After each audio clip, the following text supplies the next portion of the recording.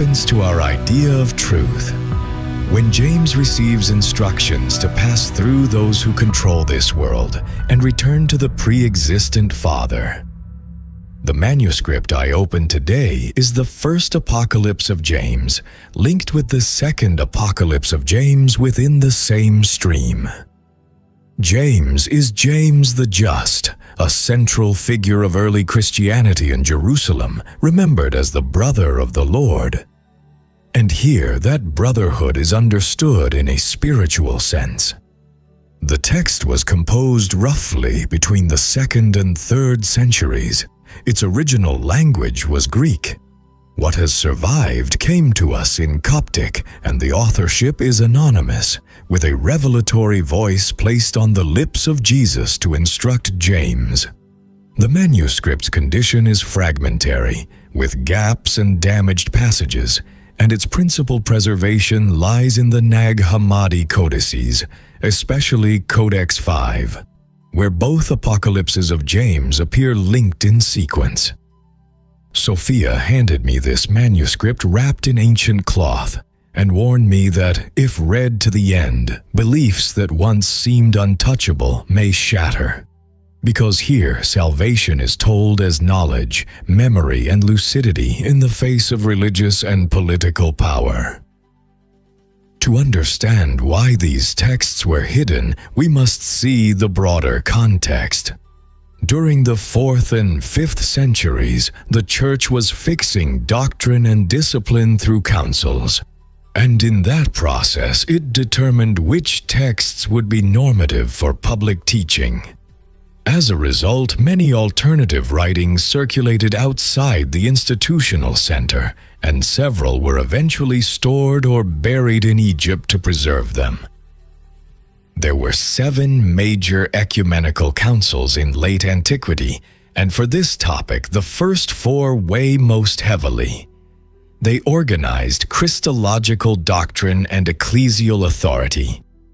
In addition, in the West, the synodal decisions of Hippo and Carthage helped stabilize lists of canonical reading. Centuries later came the Inquisition, a judicial structure born in the Middle Ages to persecute heresy, with phases such as the Papal Inquisition of the 13th century and the Spanish Inquisition beginning in 1478. This phenomenon came after the burial of Nag Hammadi, yet it reflects the same historical climate of doctrinal control and punishment of dissent. The spiritual core of this first apocalypse is an inner preparation to sustain truth when the system demands submission. And in our present lives, this becomes a daily decision. Which part of us negotiates convictions in order to fit in, and which part remains faithful to what it recognizes as true? First, the sign is opened. Jesus announces the fulfillment of his redemption and reveals to James the architecture of archons, heavens, and powers. Then fear arrives, and the second appearance, where James faces anguish over suffering and receives direct consolation. Next, he learns the precise responses needed to cross the soul collectors and to declare his origin before those who try to detain him.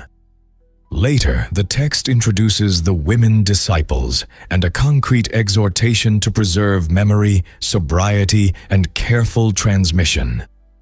At the close, rebuke erupts, the violence of the environment appears, and James departs, leaving the path of knowledge ignited. Prepare yourself, because this manuscript enters the most delicate depths of consciousness and demands an inner decision before every step. And if you say these things, you will escape their attacks.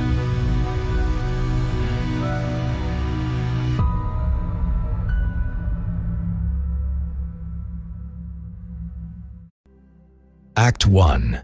The Sign and the Archons. The opening does not linger. The passage begins with a declaration of fulfillment. The Lord speaks and announces that redemption is reaching its end.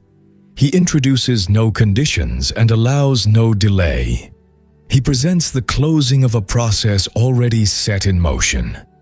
In that same movement, he turns his word toward James and calls him brother. The wording leaves no ambiguity.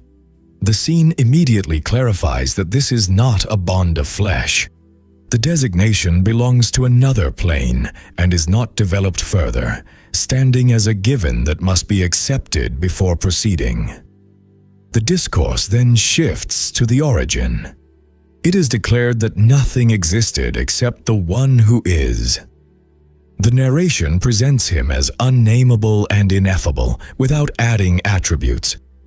The speaker includes himself within this frame and likewise declares his own unnameable condition. He then introduces a precise fact. He has received 2 names from the one who is. The statement stands on its own without further explanation. James had previously asked about femininity. This section answers that request. It states that femininity did exist. It indicates that she prepared powers and gods for herself. Then a clear boundary is drawn. She did not exist when the Lord came forth. The reason is given immediately. He is the image of the one who is. The manner of that coming forth is not expanded upon. The sequence continues without pause. The function of that image is revealed. It has been brought forth so that the children of the one who is may recognize what is theirs and what is foreign to them. No examples are offered. The distinction itself is established as the central criterion. The vision then turns to what is imminent. An arrest is announced with a precise time set, the day after tomorrow. Joined to this comes another declaration: redemption will be near. The 2 statements follow one another without transition. James responds with a direct request. He asks what he must do. The Lord answers in an ordered way. First, he commands him not to be afraid. Then he announces that James too will be arrested. After that comes a clear instruction: leave Jerusalem. The narrative pauses to define that place. Jerusalem is portrayed as the one who gives the cup of bitterness to the children of the light. In the same breath, it is named as the dwelling of many archons. No nuance or exception is offered in this description. After this portrayal, a guarantee is given. It is declared that James's redemption will be preserved from them. The statement is presented as certain without condition. At this point, the passage shows signs of damage. The thread remains intact, but gaps appear. Even so, the account continues with a general description of the powers. Their number is given: 12.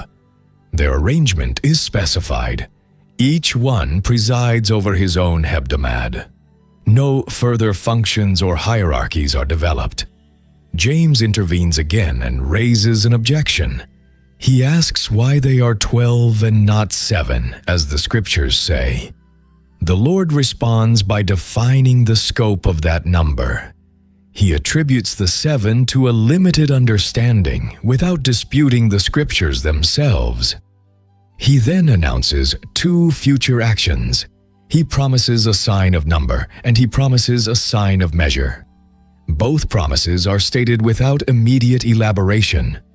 James declares that he has received the number and pronounces it precisely: 72 measures. The Lord confirms and redefines it. He identifies these measures as 72 heavens, presents them as subordinate, and places them under the authority of the 12. The discourse continues. A lower power is mentioned along with innumerable hosts. Their origin and function are not explained. The movement then returns to James. A personal demand is laid upon him. He must cast off blind thought. He must strip away the bond of flesh that surrounds him. Only after this shedding is a result announced, he will attain the one who is. The wording adds a change of identity. He will no longer be James, but the one who is. The statement ends without commentary. James then speaks of his condition. He acknowledges his fear. He names the powers and the armed hosts. The Lord redefines the reach of that threat, declaring that these forces are directed against him himself. The passage makes clear that James is not the target of their weapons.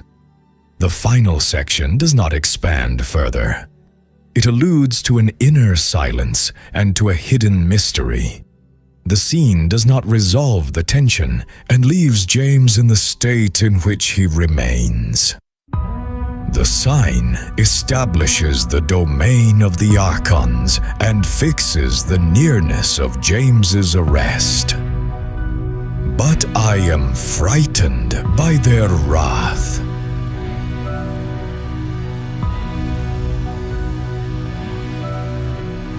Act 2. Fear and the second appearance. The opening is set within a precise inner state. James speaks from fear. He does not surround it, nor does he conceal it. He lays his fear bare as a point of departure, and from there he orders his memory. In that movement, he recalls the descent of the Lord. He remembers it bound to knowledge and bound to remembrance. He does not present it as an accident. He names it as an intentional act. He establishes that he descended to confront forgetfulness. He establishes that he descended to face ignorance. The passage unfolds that descent step by step. It states that the Lord went down into a great ignorance. This formulation is followed by another that defines it. He was not contaminated by it. Then a concrete image appears. He walked in mud. Next, a clear consequence is specified. His garments were not stained. The progression continues with two further affirmations. He was not buried in filth. He was not trapped. Each phrase completes one movement and prepares the next. After this, the sequence turns toward James himself. Without stating it openly, he recognizes himself as different from what he has just named. From there, the question arises. James does not ask about actions or paths. He asks about words. He wants to know what he will be able to say. He wants to know what response will be possible when he stands before those who govern. Fear concentrates on the moment of speaking. The Lord responds by receiving that state. He acknowledges James's understanding. He also recognizes his fear. He does not rebuke him. He does not correct him. Then he establishes a single priority. He asks him to be concerned with nothing except his redemption. The instruction is presented as a clear boundary. Next comes an announcement of fulfillment. He affirms that he will complete that destiny upon the earth. He links it to what he had already spoken from the heavens. He adds no details and no timetable. Immediately afterward, a direct promise is given. He will reveal to James his redemption. The statement stands without conditions. James intervenes again. His question turns toward the time to come. He wants to know whether the Lord will appear again after the arrest and after the fulfillment of that destiny. The response widens the frame. The Lord declares that he will reveal everything. He explains the reason, the unbelief of men. He points to the effect, that faith may come into being. Then he adds a collective projection. He speaks of a multitude that will reach faith and will grow. The next scene marks a shift. The Lord announces a future appearance with a different purpose. He says that he will manifest himself as a rebuke to the archons. He declares that he will show them that he cannot be seized. He affirms that even if they attempt it, he will prevail over each and every one of them. After this declaration, he announces his departure. He commands that what has been spoken be remembered, and that these words be allowed to go before James. James responds without delay. He declares that he will hasten according to what has been commanded. With that response, the scene closes, and the sequence introduces a separation in time. The narration reports that James hears of the sufferings and is deeply distressed. A shared waiting is mentioned. They await a sign of the coming. Several days pass. Then the appearance takes place. The setting is placed in a specific location. James is walking with his disciples on the mountain called Gojalan. At this point, the passage shows damage, yet the overall sense remains intact. James speaks to his companions as a consoler. Then he withdraws. He remains in prayer according to his custom. In that state, the appearance arises. The Lord manifests himself. James stops his prayer. He rises. He approaches. He embraces him. He kisses him. He says that he has found him. He declares that he has heard of his sufferings. He confesses that this has filled him with anguish. He adds a judgment, that the people have acted against what is right and must be judged for their deeds. The Lord's response is immediate.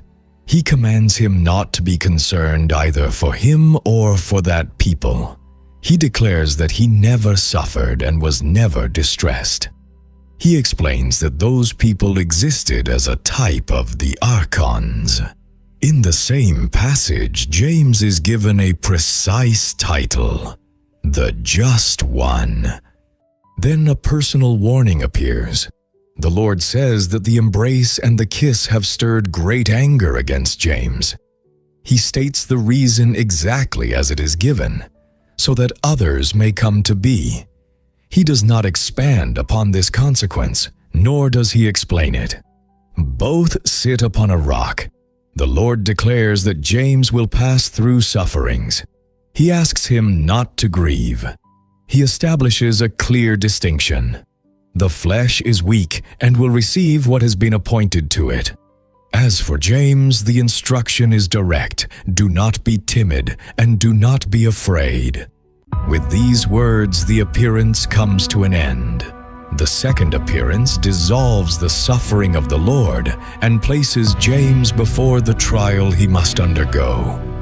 Look, I will reveal to you your redemption.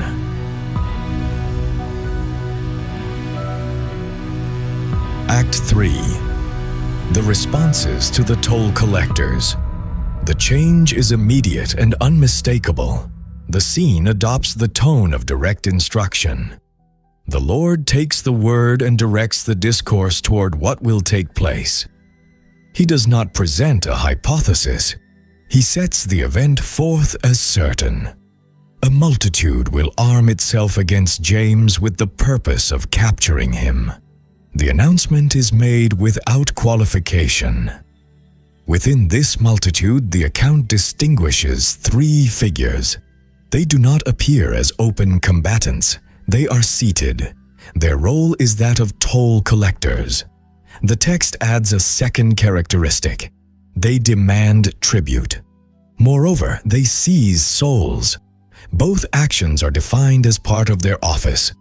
The movement advances toward the encounter. When James falls under their power, one of them, described as a guard, will speak. The initial question is direct. He will ask him who he is. He will also ask where he comes from. The moment calls for an immediate response. The Lord provides that response in an ordered manner. James is to say that he is a son. He is to say that he comes from the Father. Each instruction appears as a complete sentence, prepared to be spoken. The scene does not stop there. The guard will press further. He will ask what kind of son he is. He will ask to which father he belongs. The pressure increases, yet the instruction continues without variation. James is to answer again. He is to say that he comes from the Preexistent Father. He is to say that he is a son in the Preexistent. The formulation is fixed as a closed sequence. Another question is then introduced. It concerns the foreign things. The Lord indicates how they are to be addressed.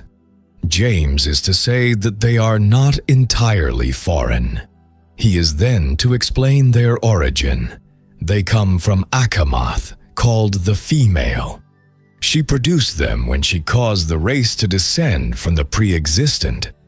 The account continues without pause.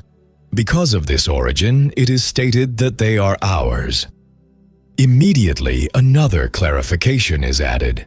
They are also called foreign because the Preexistent did not unite sexually with her when she produced them.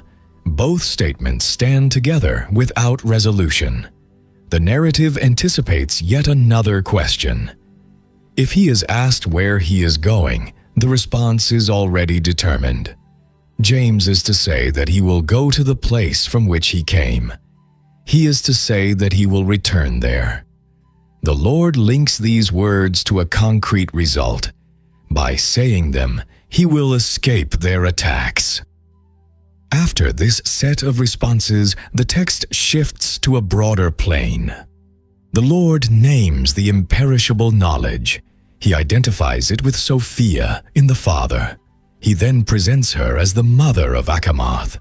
The movement does not linger on ornament. The exposition continues with precise characterization.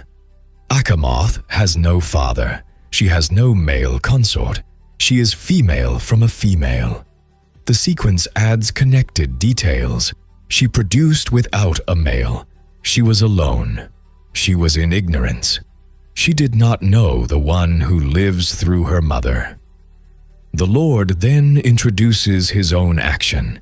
He says that he will cry out to the mother. From that cry, an effect is announced. They will fall into confusion. They will blame their root. They will also blame the race of their mother.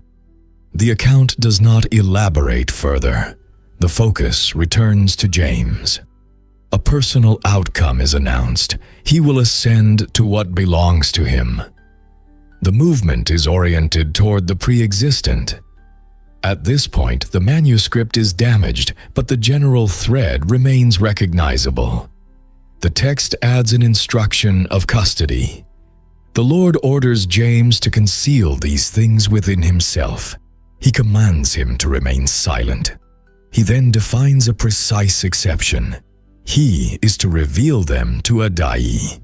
The instruction is given without further development. An immediate warning follows. War is announced against that land. He is commanded to weep for the one who dwells in Jerusalem. A future action is then fixed. Adai is to write these things in the 10th year. The name of Levi appears. The passage includes fragmentary references to Jerusalem, to 2 sons, and to an inheritance. Within these incomplete lines, one statement stands out clearly. The younger is greater. A temporal restriction is also specified. These things are to remain hidden for 17 years. The close of this section mentions a seed, but the statement breaks off. With the instructions delivered, the scene shifts once more. James speaks again. He says that he is satisfied. He adds that these words concern his soul. He then makes a new request. He asks about the 7 women disciples. He observes that all the women bless him. He expresses his astonishment, saying that vessels considered powerless have been strengthened by a perception that is within them. James's passage is thus fixed in precise responses and in a transmission reserved for Adai. And if you say these things, you will escape their attacks.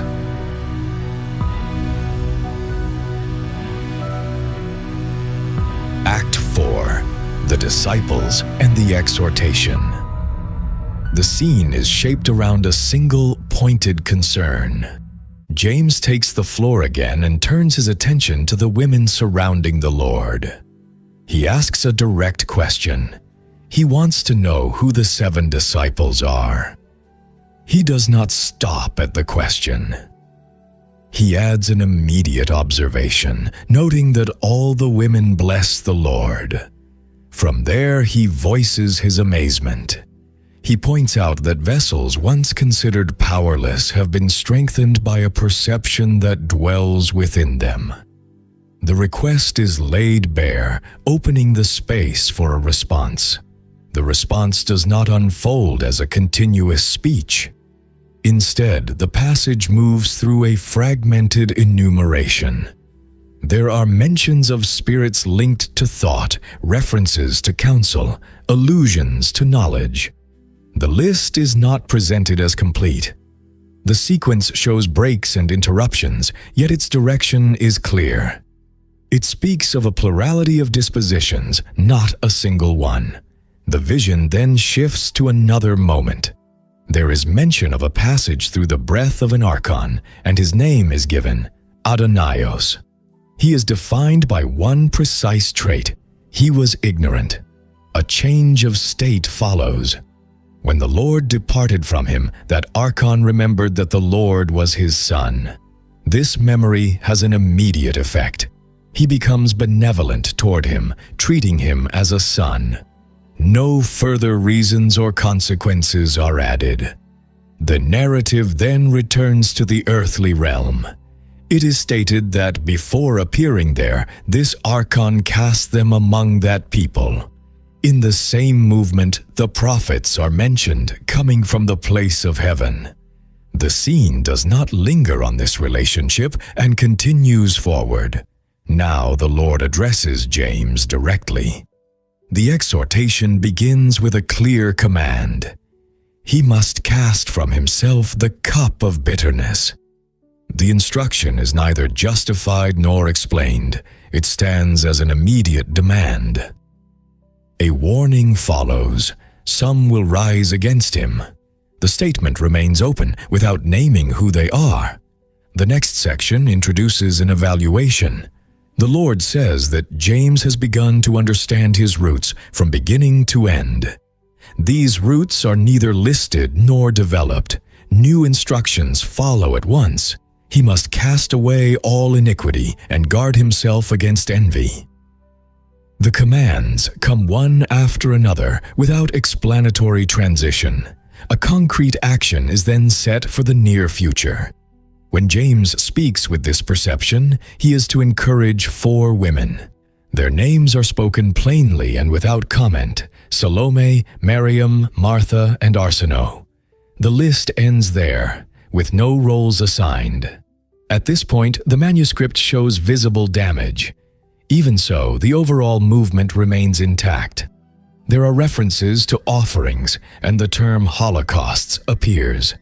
The emphasis then shifts immediately. First fruits are spoken of as being lifted upward with a clear purpose, that the power of God may appear. No gestures or rituals are described. The closing lines take on the tone of completion. It is affirmed that what is perishable has risen to what is imperishable. This is joined to a second statement. The feminine element has reached the masculine element.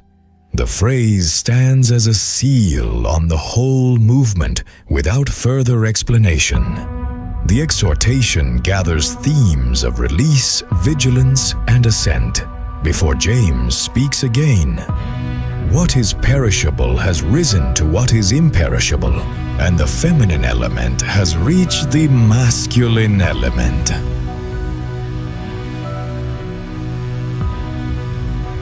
Act 5. The Reproof and the Departure.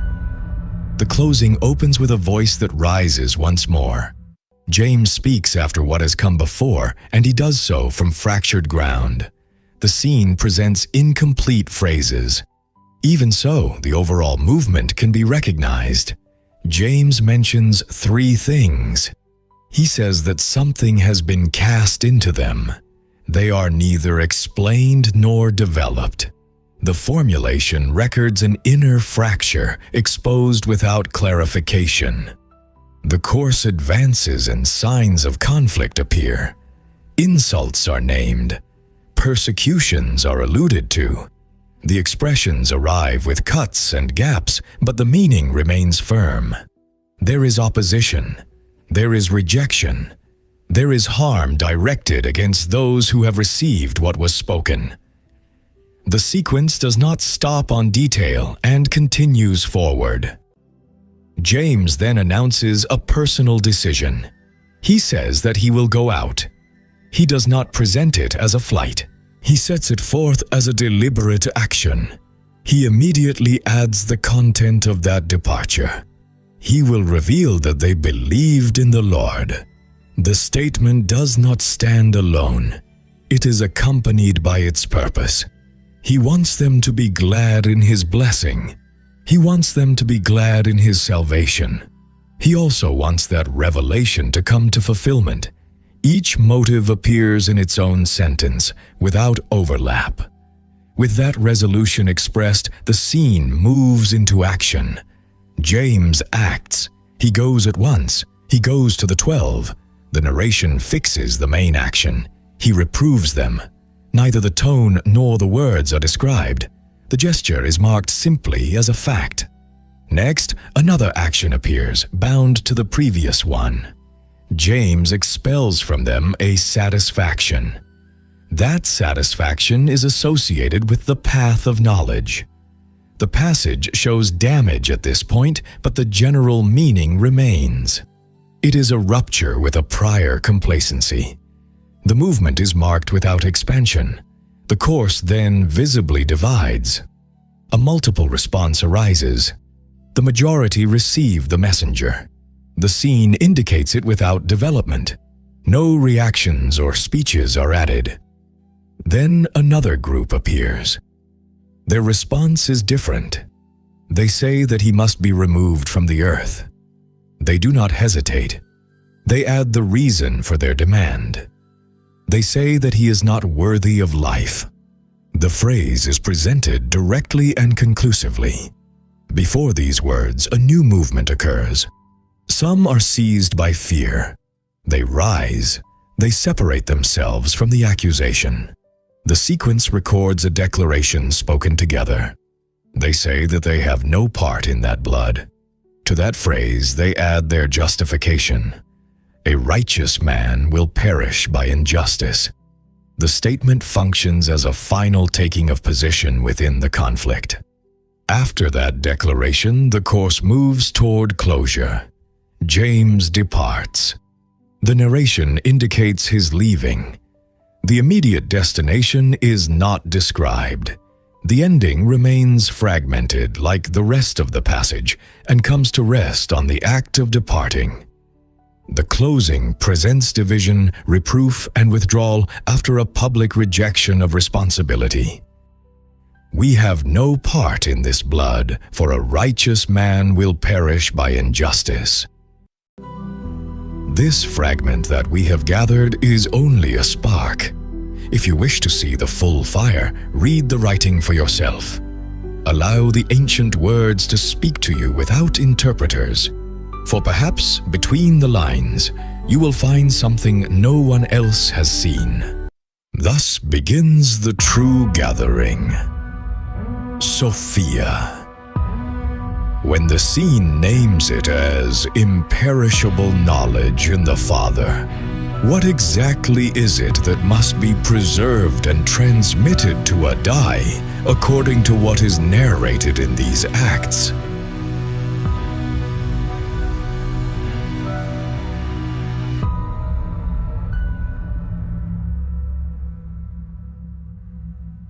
I, Sophia, proceed from the all, and speak from the point where what has been spoken is already fixed in its exact form.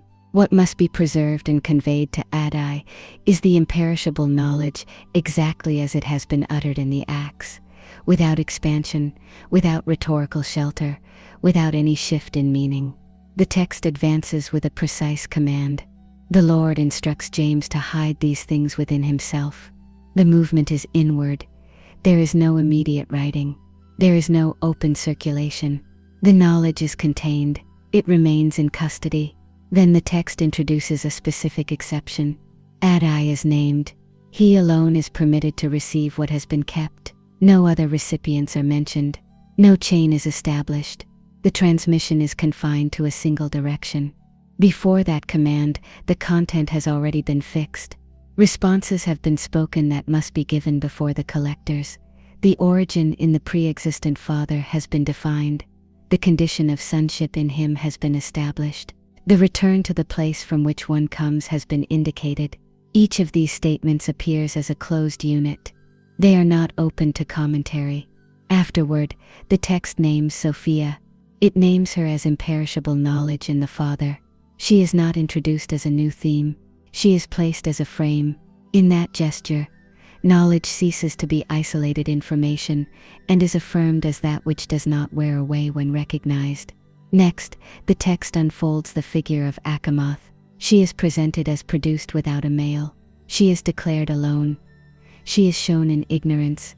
This movement adds no instructions. It merely fixes an origin for what will later be called both foreign and one's own at the same time. The ambiguity is recorded, not resolved. The Lord then announces his own action. He will cry out to the mother. That cry will produce confusion among the powers. They will blame their root. They will blame the race of their mother. The text does not ask for this to be explained. It simply states that it will occur. Then the focus returns to James. It is affirmed that he will ascend to what belongs to him. The manuscript bears damage, but the path remains. The ascent is spoken. It is not described. It is not justified. Only after all this does the command of silence appear, to keep, not to speak, to preserve, and within that containment, a single opening toward Adai. Imperishable knowledge is thus defined by its mode of transmission, not by its quantity. The silent fracture lies in this gesture. What is preserved is not a sum of scenes. It is exact fidelity to the words already fixed, spoken without fear before those who demand tribute, guarded without expansion from those who have not been named. For the one who listens, the consequence is direct. There are words destined for passage. There are words destined for custody. To confuse them alters their state. To keep them separate preserves what does not age. The text does not guarantee the outcome. It does not promise visible continuity. It only establishes a minimal trajectory between what is spoken, what is guarded, and what is transmitted. I am Sophia, from the undivided origin, and you too belong to that same origin.